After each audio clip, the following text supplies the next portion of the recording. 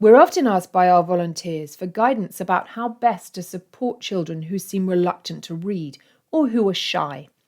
It's helpful to remember that many pupils chosen by their teachers to participate in Chapter 1 may struggle from a lack of confidence, and you may encounter children who are very shy and hesitant to read out loud.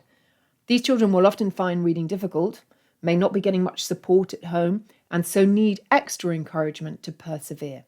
Reluctant readers often share particular traits or experiences. They commonly lack confidence. They don't see themselves as readers. They've had negative experiences of reading. They know they find reading hard. They're afraid of making mistakes. They might not be used to practicing. They might have other things on their mind. If you are supporting a child who is at the very early stages of learning to read, it's helpful to think about learning to read as being like learning to swim. You begin by being fully supported, and this support is gradually released. You learn one step at a time to feel safe. Repeated practice makes all the difference. You succeed when you're given clear guidance on how to improve. Success provides the greatest motivation. Common difficulties a child might have at this stage of reading are doesn't recognise the separate sounds in a word, for example, the E sound in sheep, doesn't recognise common exception words on sight, for example, and, struggles to blend sounds together, misses words or makes up words, reads the whole sentence but doesn't understand what it means. If you encounter a child who experiences one of these difficulties, remember that it is important to take things slowly. Suggesting children use their phonics to move through a word sound by sound will be helpful. You can use the sending to student box to break down the sounds in a word and send them to the child one by one. Remember, the pupil will see them delivered by a small owl. You can also model breaking a word into sounds for them.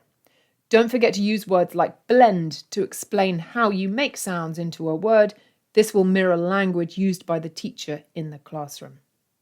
For children who struggle to remember common exception or tricky words like the or where, it's all about repetition. You can highlight these words by clicking on them and go over them often.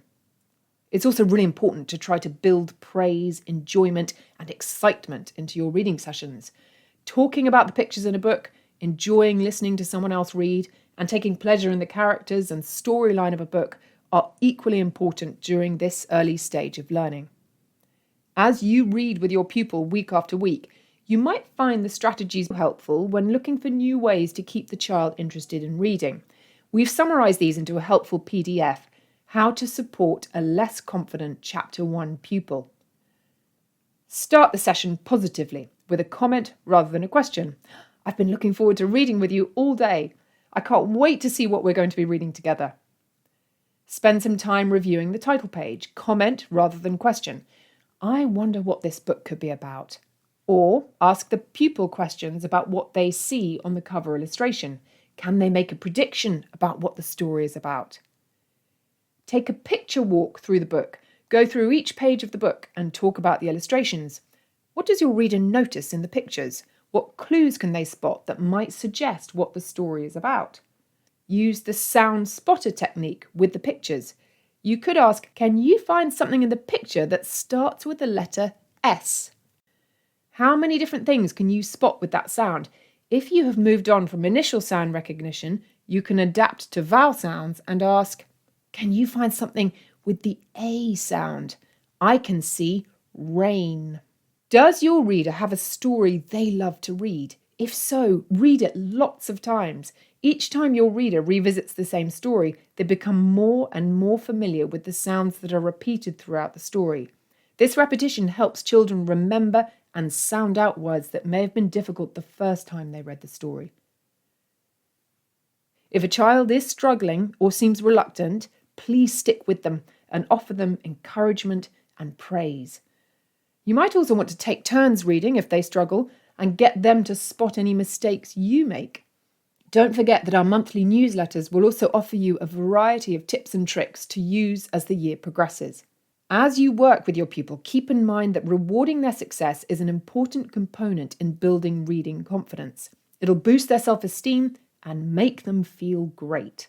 While verbal praise is very motivating and should be given often, we also provide several high five pop-ups you can use to further reward your students' hard work.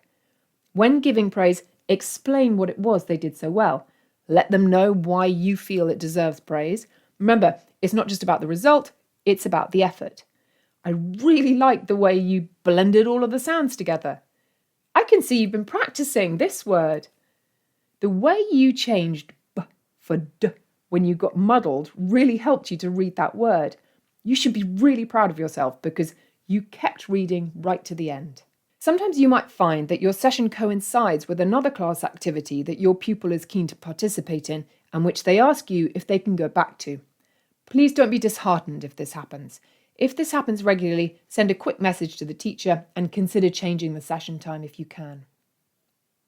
Occasionally, you may find your struggling reader may appear to be uninterested or be easily distracted.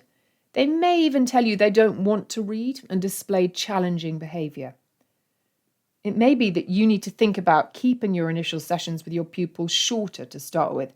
If 30 minutes just seems too long for them to focus and keep engaged, start at 15 minutes and build the time up gradually. Any reading time that they have is a bonus at this age. Do also remember that being a child is hard work. Each day they're learning a huge amount about the world around them. Keep in mind that something may have happened in their day to unsettle them.